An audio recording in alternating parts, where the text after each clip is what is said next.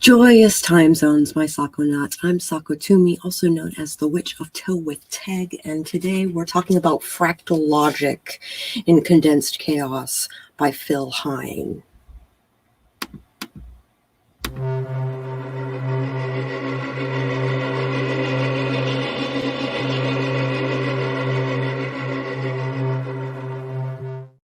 All right.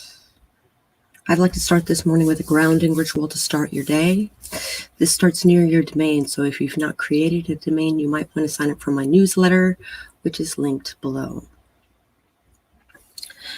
Sit with your hands in your lap and close your eyes. Take a deep breath in and through your nose. Hold it for a moment. And as you let it out completely through your mouth, let go of the tension from the night and the grogginess of the morning. Take another deep breath in.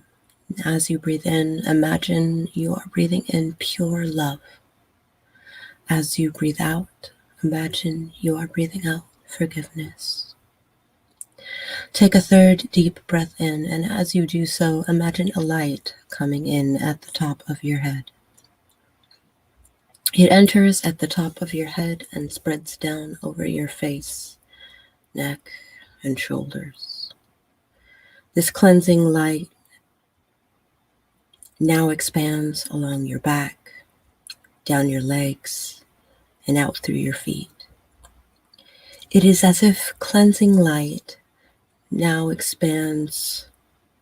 It is as if cleansing light is a constant flow of soothing energy from your head and passing out through the arches of your feet. You are just outside the door of your domain. The air is crisp and cool. The evergreens sway slightly in the breeze, and the ground has a large patch of moss at your feet. Step barefoot onto the moss. Feel how soft it is. Feel the solid ground underneath. That light coming into your head can now be translated into energy that you can send out your feet. Convert the light into roots and send the roots out the bottoms of your feet and deep into the earth, as deep as you can. The soil is fresh, easy to toil, easy to carve a path down. Feel how anchored you are, how close to the earth. Reach as far down as you can. The earth hugs your roots comfortably, no matter how sharp or curly, no matter how many times they split off. Slowly pull the roots back up the way they came. Your roots slither through the dark, the soil filling in its wake. Pull the roots back into your feet. Convert it back to the light. And let the light filter through you and out the top of your head. Take one more deep breath in and begin to wiggle your fingers and toes. When you are ready, open your eyes.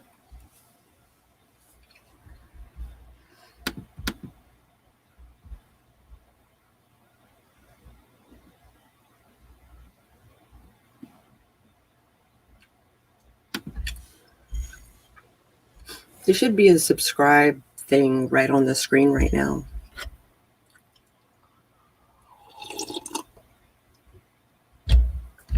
All right. Hello to Spence and hello to Allie. Welcome.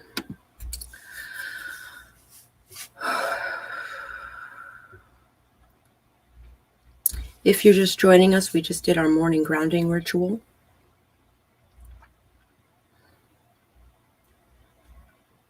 If you are interested in more meditations, please contact me.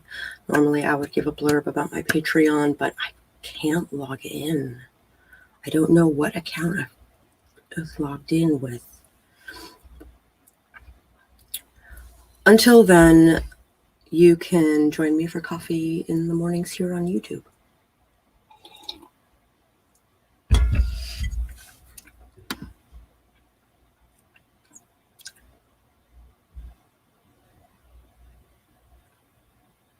Already did, silly. Why did you say already did? You said you weren't subbed. Hello, Christina. Hello, Allie Death Rage. I'm so honored that you stopped by. Good morning, Raven. Good morning, Tawny. Thank you very much for your like. It's super important to me so that people know that this will be recommended as viewing material for people who are into chaos magic. Okay. Oh, the card, the self-care card. Let's do the self-care. I was getting all the way ahead of myself today. A twinsy Allie. Allie Death Rage and Allie Spriggs.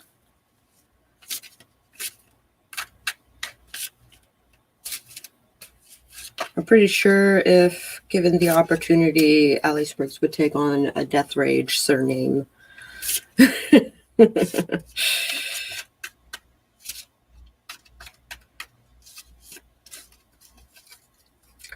I was thinking I might make the grounding ritual a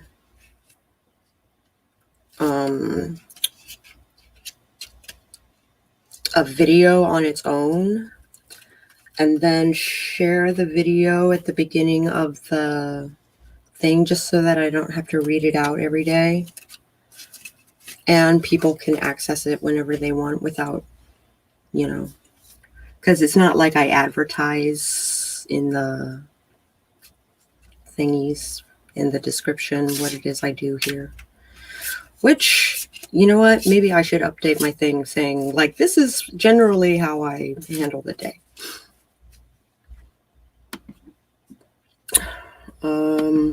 Also, the more often you like things, the more likely it is that YouTube will tell you it's happening. Yes, absolutely. Also, hi, Spence. Hi, Spence. Haha, I love it. Gods, I need self-care today. Vertigo not entirely worn off. Back twinged. Ooh, bad news received. Ooh, today is not playing entirely fair. It is only 10 o'clock in the morning. That's a great idea. Okay, great. I'll probably do that today. I'll update my... And I might... I don't know.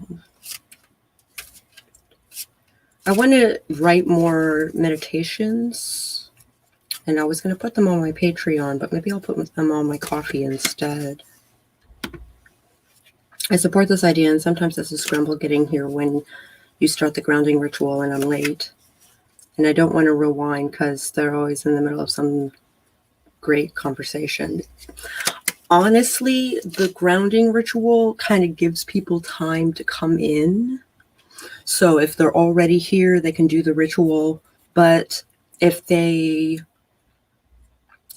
come in during the ritual, they don't have to take part. They can just drink their coffee and wait. Well, I've been up since 10 p.m. last night, Sako, so I've been up full 10 hours of this day and 2 hours from yesterday. Also, Alexa Spriggs twisted her ankle last night. That sucks. Hi, Debbie. I'm glad you could make it. I've had 3 cups of coffee. Actually, I'm on my 3rd cup of coffee. And I might have to go take a bio break after this card.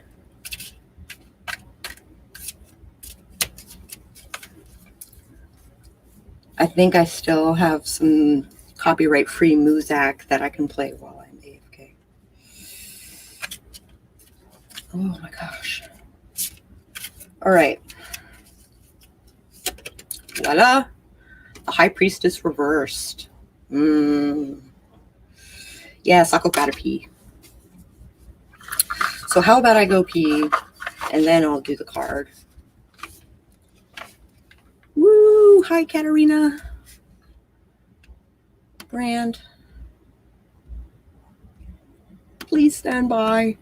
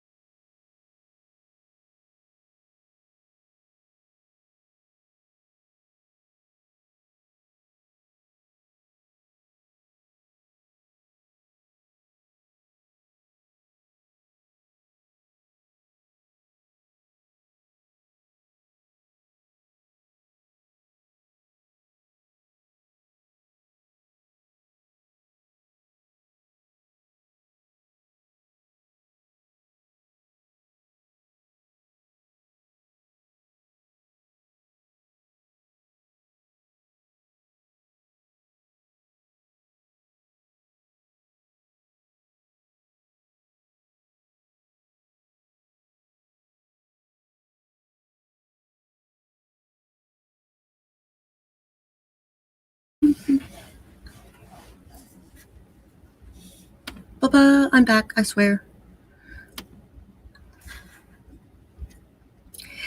Good morning, Katarina. That sucks. And you've been awake a long time. Hi, Debbie. Glad you could make it, darling. No, so sad. Yes, you saw my potty dance. Been up since 5:30. Been sucking up rainwater, yay. Have been sucking up rainwater? What do you mean? It was snowing quite beautifully until just half an hour ago. I've done dishes, tidied my kitchen, some laundry, made bread, started getting stuff around to make cake. Got a lot of ish to do before 1:30, guys. Jeez Louise.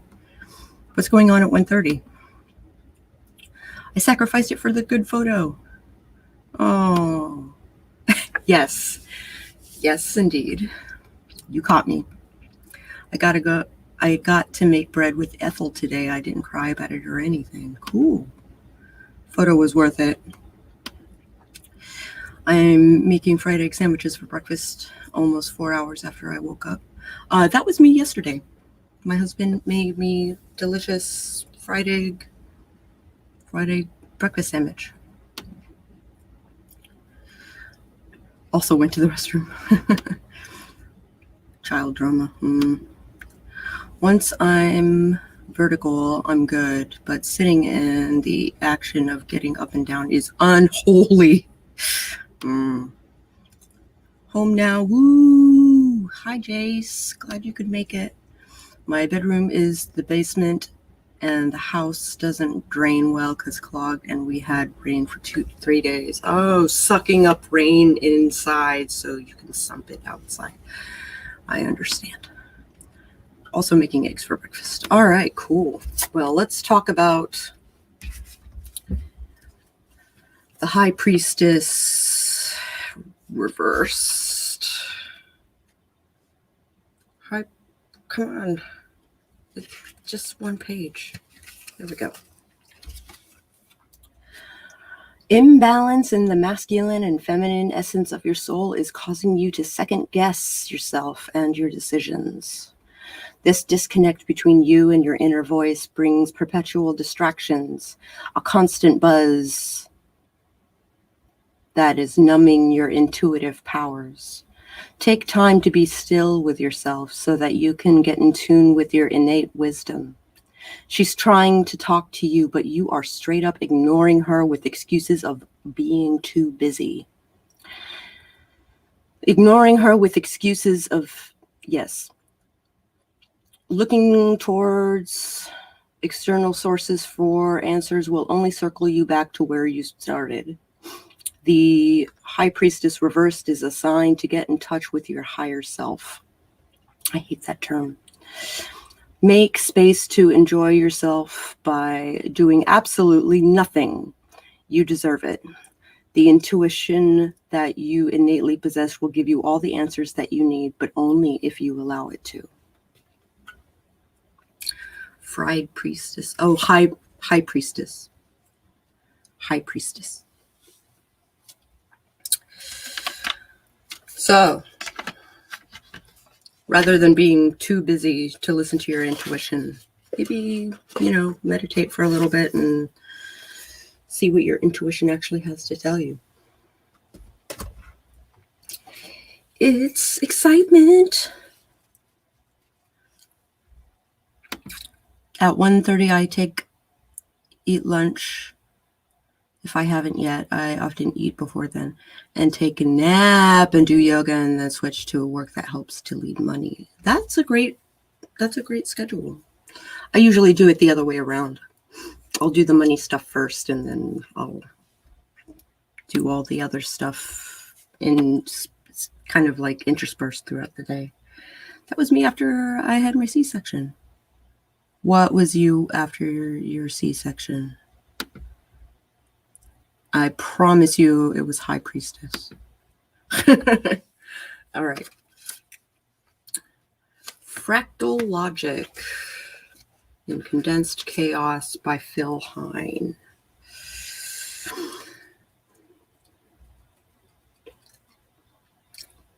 So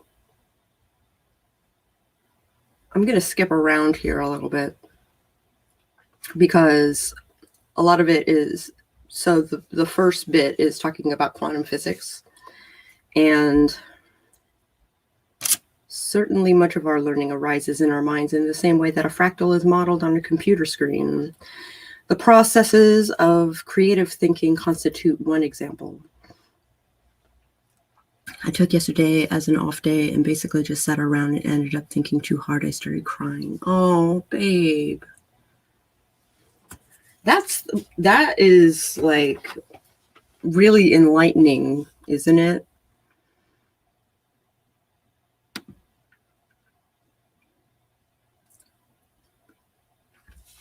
Now I'm curious as to what brought you to tears, my friend. You don't have to tell me if you don't want to. It doesn't have to be common knowledge. But I want to understand. Yeah, fractals are some cool crap.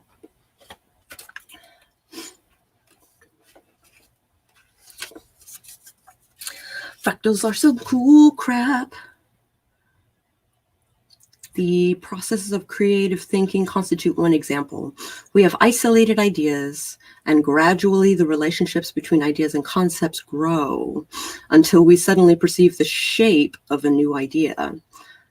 The ways in which we look into something affects the possibilities of what we will find. If one is learning or attention is broad rather than narrowly focused and specialized, then one will see the similarity of ideas across different disciplines and specializations. And that is something that I handle with my witchcraft, most especially is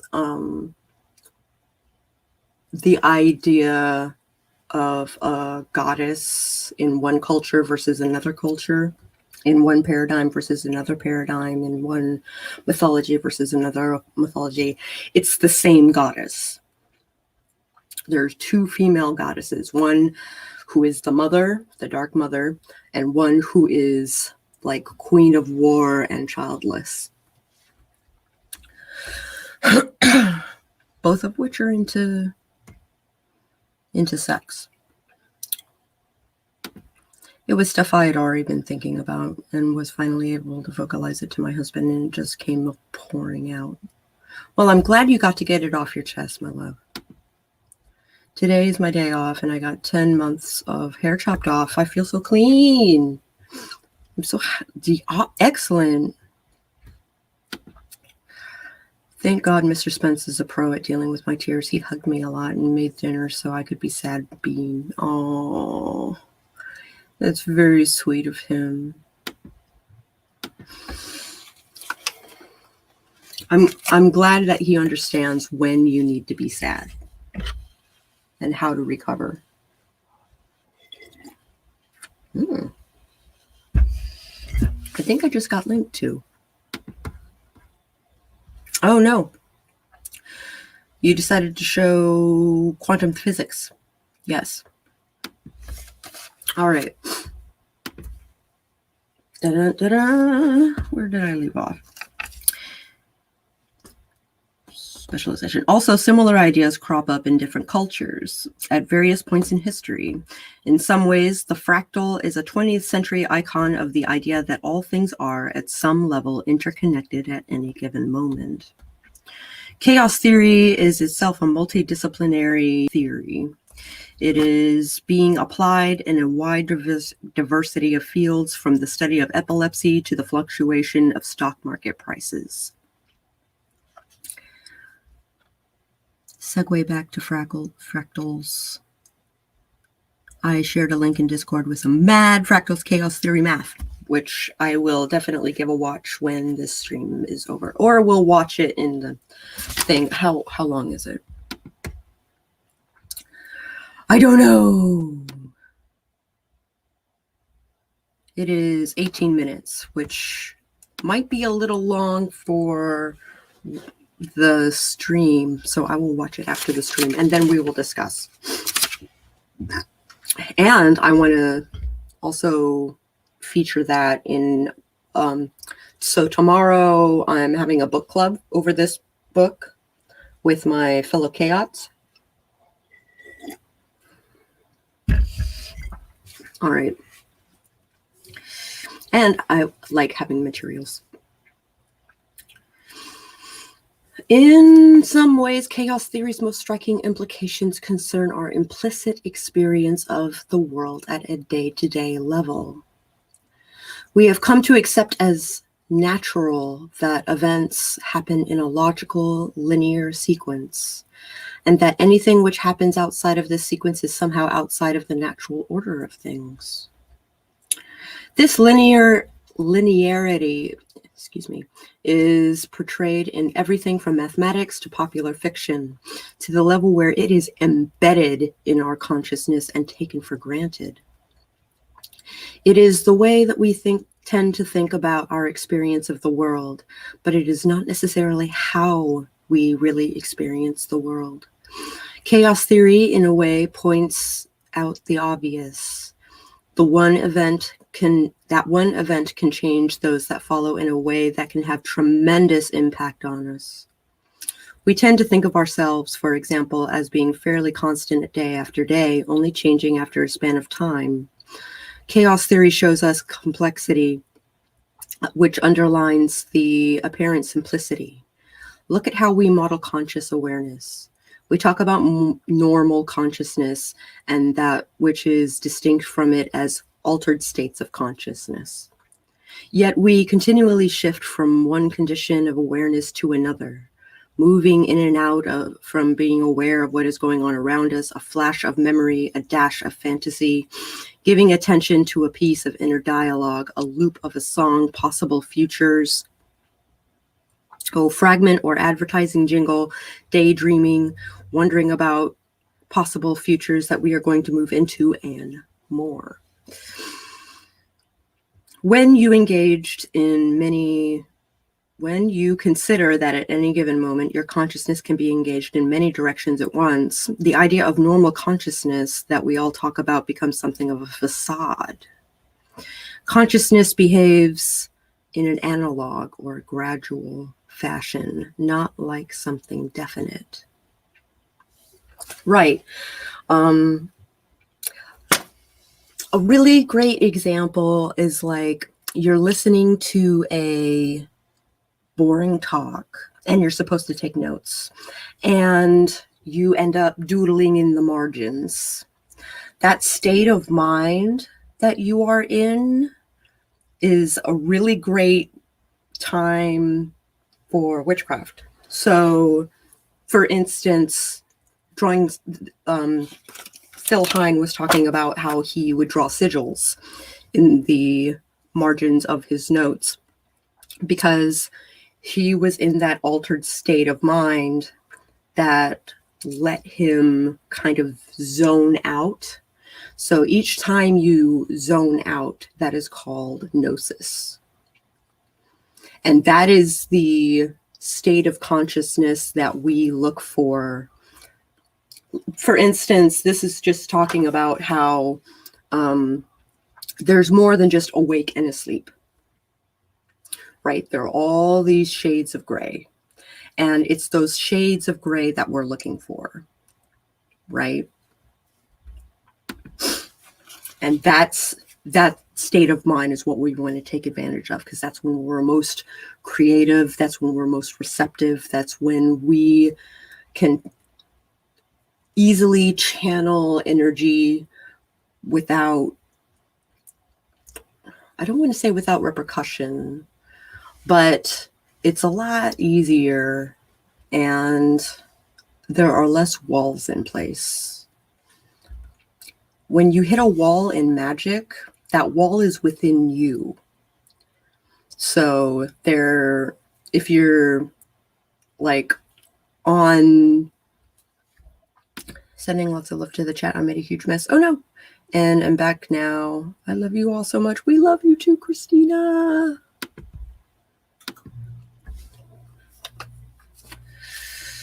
So the power of chaos theory as a model is that it can approximately model a wide variety of phenomena that previous theories could not.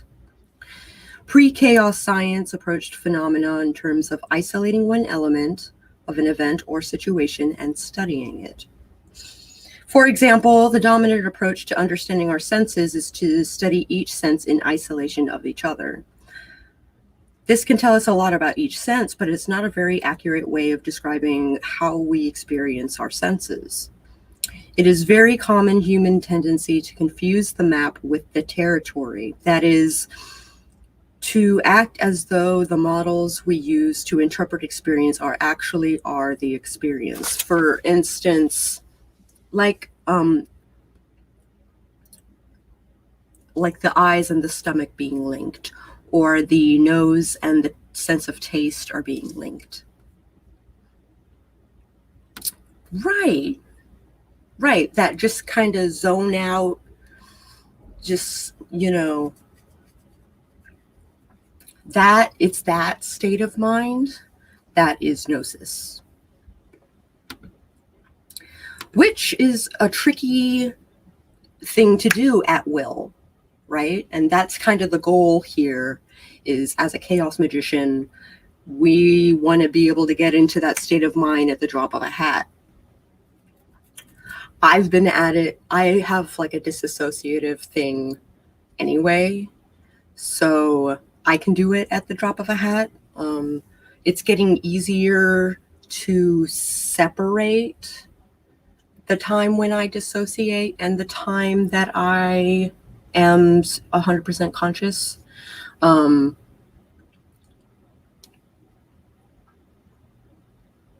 Yeah, there's music that I play, there are scents that I have like wafting into the air. I'm oftentimes in a bath, or I'm sitting very similarly to this with my head bowed. And I usually have my tools within reach. I don't often use the tools, I just like having them nearby when I'm doing liminal stuff.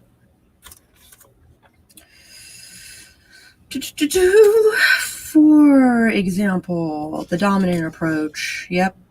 It's isolating one thing at a time. One of the points that chaos theory makes is that no model can describe something utterly accurately. We can only make approximations. Much has been made of Heisenberg's uncertainty principle, which demonstrates this concept at a mathematical level. A version of the uncertainty principle, which has become a watchword for chaos magicians, is that famous phrase attributed to Asani Sabah, that nothing is true, everything is permitted.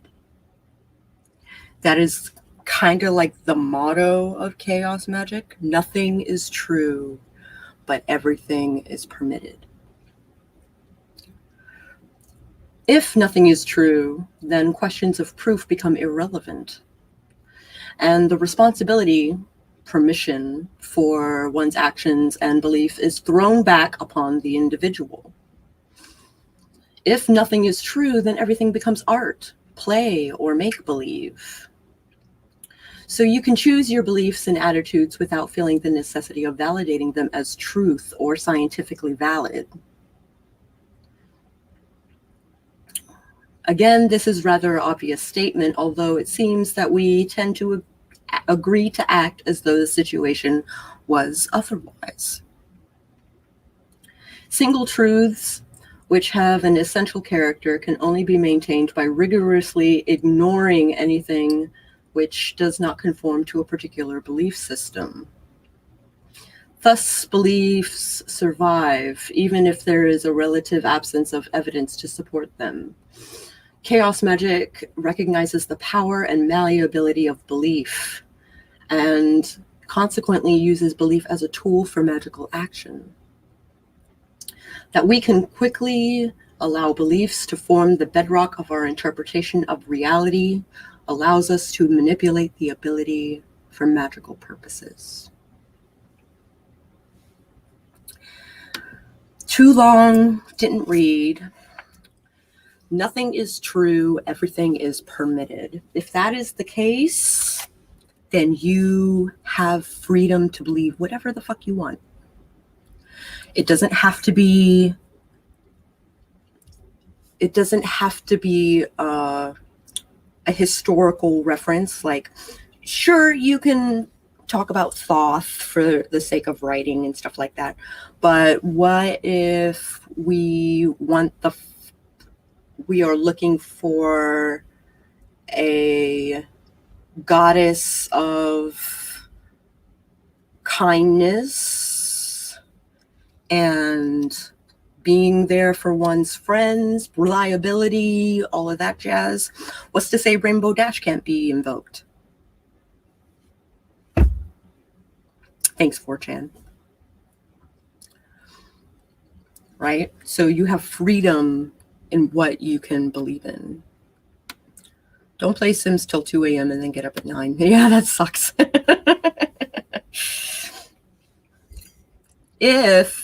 I can function on 7 hours of sleep. That is a thing I can do. Okay, magical models.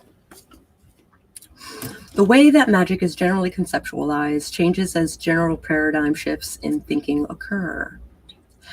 Until fairly recently, in a broad historical sense, practitioners of magic subscribe to the spirit model of magic, which basically states that the other worlds are real and are inhabited by various pantheons of discrete entities: elementals, demons, angels, goddesses, gods, etc. The task of the magician and shaman is to develop or inherit a route map of the other world, to know the shortcuts and make a few friends or contact relatives over there. Having done this, they have to interact with these spirits in a given way to get them to execute your will. So clergymen pray, shamans stuff sacred mushrooms into their orifices in order to meet their ancestors, while demonologists threaten entities into submission by thundering out bits of the Old Testament. By the 18th century and the rise of science, the idea of animal magnetism rose in the West, the first manifestation of the energy model of magic. This model places emphasis on the presence of subtle energies, which can be manipulated via a number of techniques. Like, I think they go into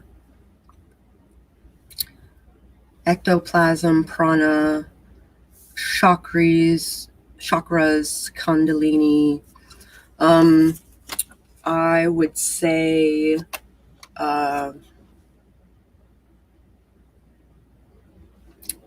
like Reiki, or manipulating chi, or reading auras, all of that stuff. That is the energy model of magic. The next development came with the popularization of psychology, mainly due to the psychoanalytic fads of Freud, Jung, and company. During this phase, the other worlds became the inner worlds. Demons were rehoused into the unconscious mind, and hidden masters revealed as manifestations of the higher self. For some time later, exponents of this model, tarot cards, were switched from being a magical divinatory system to being tools for personal transformation, just as goddesses and gods came to be seen as not real entities, but psychological symbols or archetypes. There it is. So the psychoanalytic, there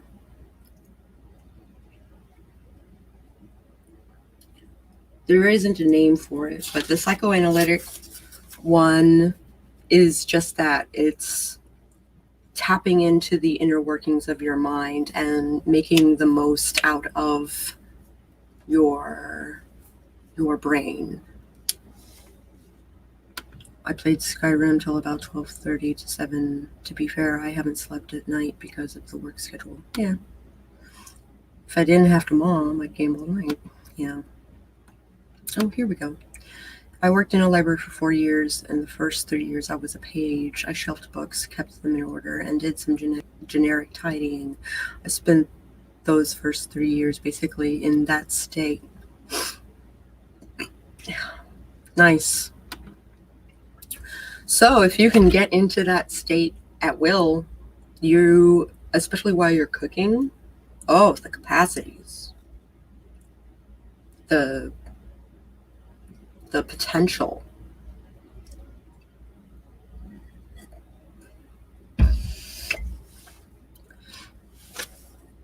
The potential.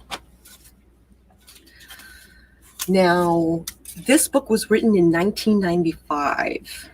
Okay, so this next section is a very interesting thought of how he was seeing the future come about. And there is apparently a lot of truth to what he thought was coming. The current up-and-coming paradigm is the cybernetic model.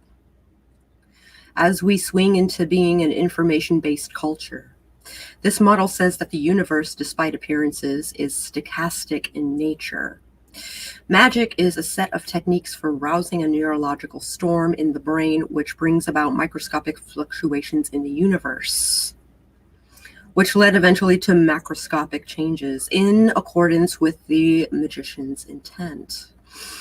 See chaos science, the butterfly effect, and all of that. Another manifestation of the cybernetic model coming to the fore is the New Age assertion that crystals work just like computer chips.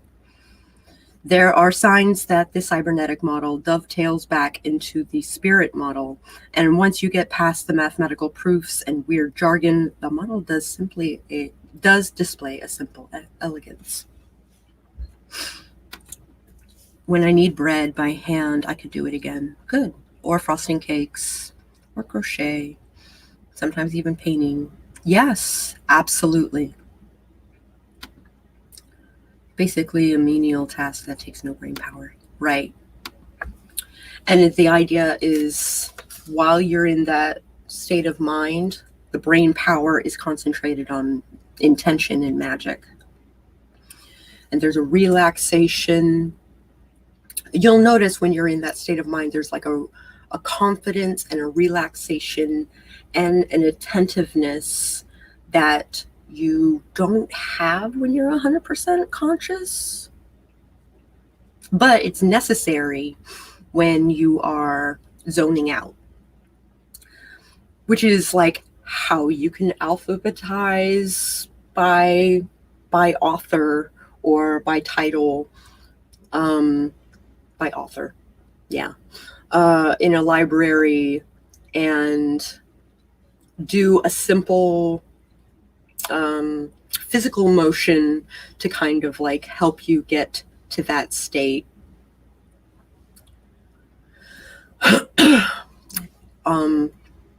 You are showing, there is, at least when I'm zoning out, there is confidence, there is relaxation, which is one of the reasons why at the beginning of the ritual that I run you guys through every morning, I have you relax and breathe and just kind of chill the fuck out.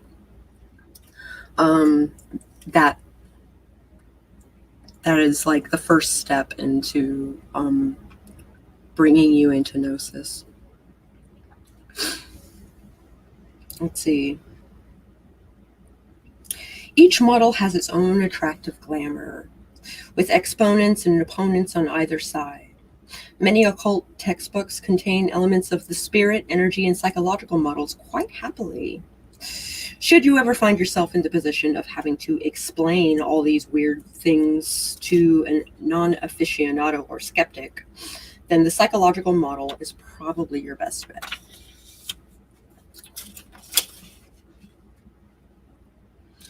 These days, people who ascribe to the spirit model, if they are not a pagan or occult persuasion themselves, tend to think that they have an exclusive copyright over the use of spirits. If the person is a computer buff or a fractal freak, then by all means go for the cyberpunk paradigm. Scientists only tend to accept something if a scientific rationale can be wheeled up.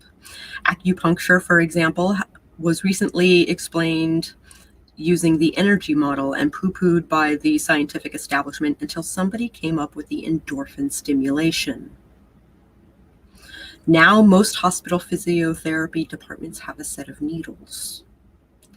While some magicians tend to stick to one favorite model, it is useful to shift among them as the situation befits. Some models have a stronger explaining power and account for some aspects of magic better than others. The spirit model, by far the oldest, can account for just about any aspect of magic. The psychological model, while being useful for looking at magic as a process for personal development, has difficulty with situations such as tribal shamans cursing Westerners who don't believe in magic or didn't see the shaman squinting at them, or break out in hives anyway. If you use only one magical model, sooner or later, the universe will present you with something that won't fit your parameters. When you are spending more time defending your models than modifying them, then you know it's time for another spot of deconditioning. Report to room 101.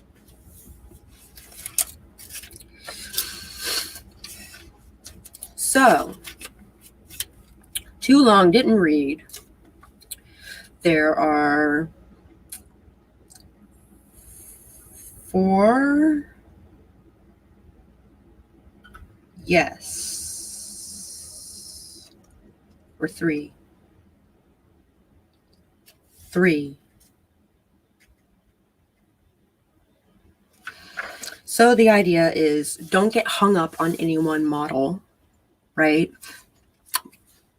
There are models where people have certain beliefs, where let's say they make a shrine to their ancestors, to like a deceased member of their family, and they keep it on the mantle. They are, you can think of it as a spirit that you are talking to, or you can be accessing the energy that the, you know, that the spirit would be exuding. Or you can have like a Facebook post about a recently deceased family member. Just as effective.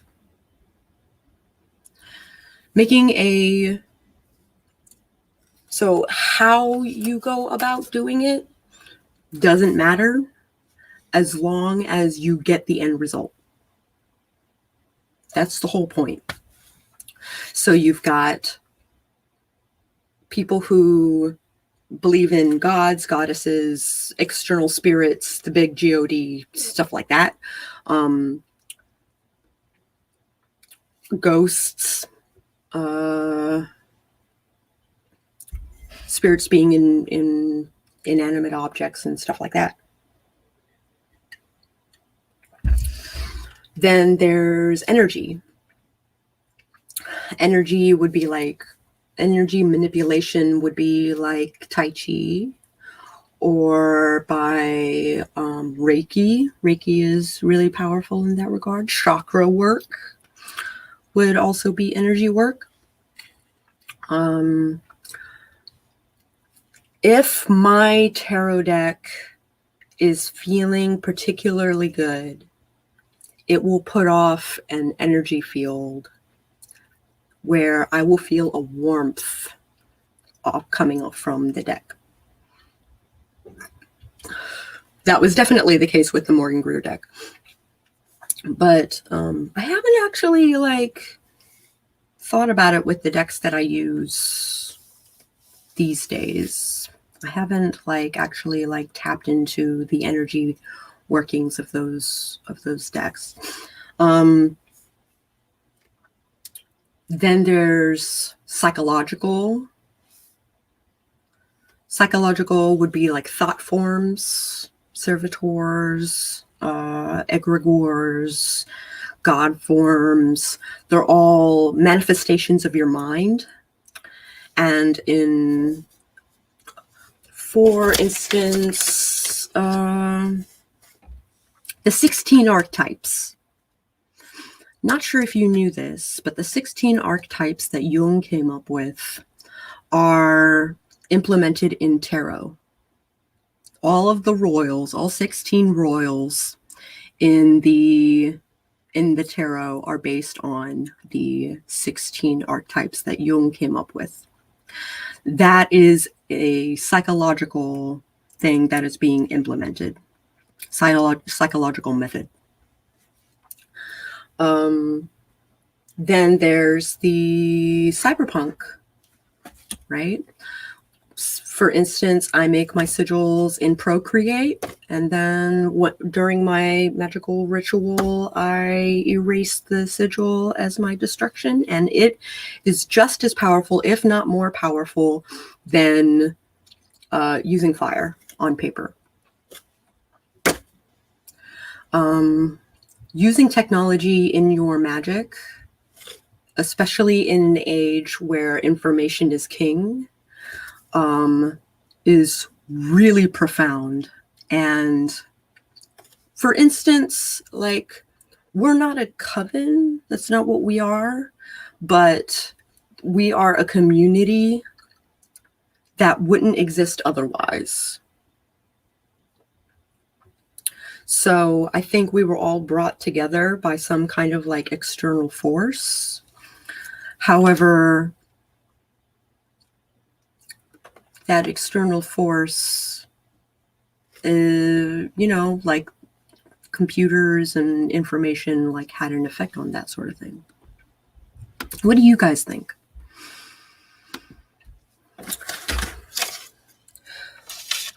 For instance, Spence. So you believe in a higher power, right? And you believe in, you know, ritual and stuff like that. So most of your work is spiritual work. Do you actually think about moving energy when you need bread? Is that a thing? And you get your recipes on the internet, right? Or in an old cookbook, but probably on the internet.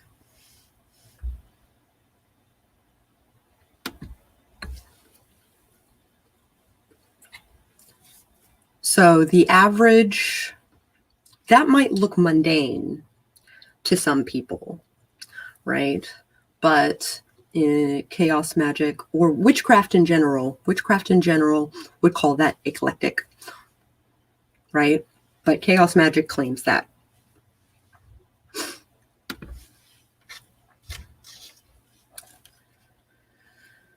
Oh, we got another 7 minutes. We can talk about what's up. What's up? How do you guys feel? Was that a little too crunchy?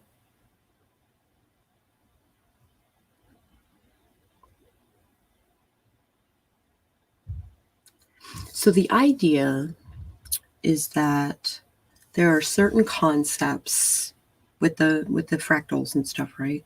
There are certain concepts that across all pantheons, across all paradigms, across all dogmas, that are the same, that are very similar.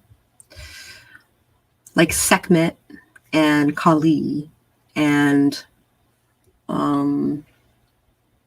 Inanna and so they are, oh, okay. What do you think about it? To know that there are like 4 avenues by which you can do something. And being a chaos witch, we believe in tapping into all of those models. Whatever works for you, whatever combination of things work for you, it's all gravy.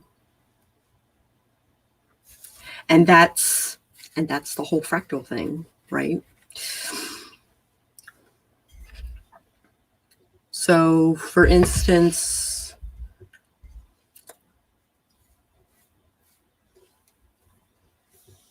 our chaos group, it's not a coven.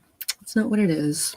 We're a bunch of chaos witches or chaos mages, that magicians that kind of like watch out for each other and support each other. And we study together. In fact, we have a study date tomorrow after the vampire game. We were helping, I talked about this yesterday, where we were helping one of our fellow chaots get ready to go to war. Now, how I did that probably differs how Mab did that or how Ansa did that. But the end product was the important part. We all had the same intention. We all wanted the same thing. But how we got there differed. Very likely differed. And there is a combination of models. Everything is quantifiable. So nothing is true. Nothing is true. Everything is permissible, but everything is quantifiable. There will be a point where we talk about the different kinds of magic, different kinds of spells. There are 25 types of spells. 25 of them. You would think that there are unlimited things that you can accomplish or limited things that you can do to, bring about manifestation. However, according to chaos magic, there are 25 ways to do that. No more. Simple as that. And there are 4 models that can be mixed and combined and omitted and all of that jazz to form your paradigm. And it's all gravy. But nothing is permissible. Nothing is true. Truth is true. There's no such thing as truth. Let me try that again.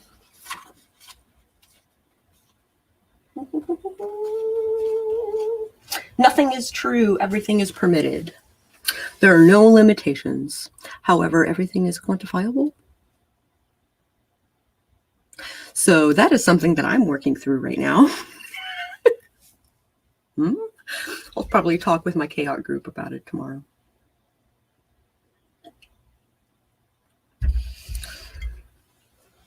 So now that you guys have a better understanding of what gnosis is, will that affect how you do your magic?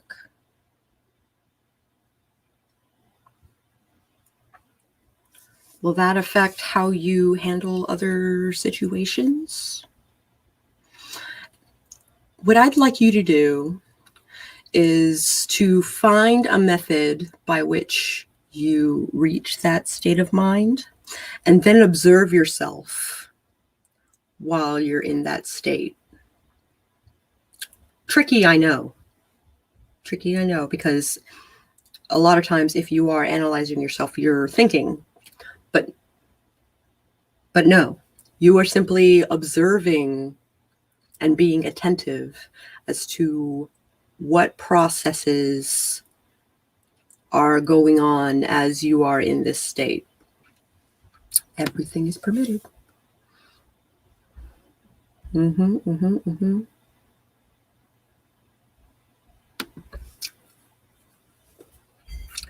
That is, that speaks volumes.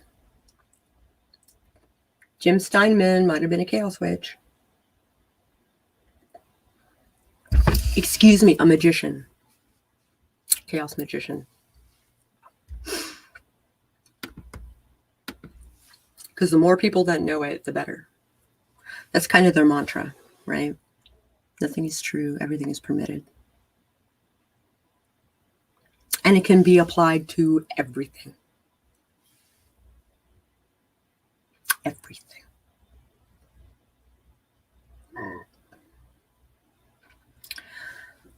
Now, most of us can't go to Aleister Crowley levels of adhering to that. That is not something that I can do to every aspect of my life. There is a time and a place for it. Right? And most of the time, it's when I'm in that state of mind that everything is permitted, nothing is true. right? Well, we are at the top of the hour. Super fun. I like kind of like breaking it down, like reading the super crunchy bits and then being like, hold on, this is what it's actually trying to say. So if you liked this video at any point, I strongly recommend that you hit the like button. And if you would like to hear what's up with the rest of this book,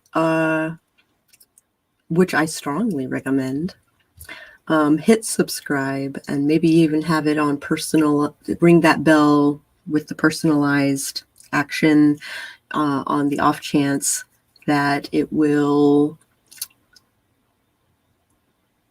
be notifying you when I go live. The guy's first famous love song was about a chronic one-night stand relationship, and his original big hit said, "I want you, I need you, but I don't love you." Ooh. People ate it up, yeah.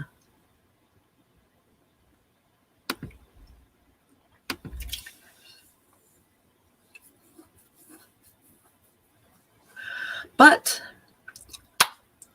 I'm going to catch you guys on the flip side on the Discord server, and we will continue this talk. Catch you guys later on the flip side.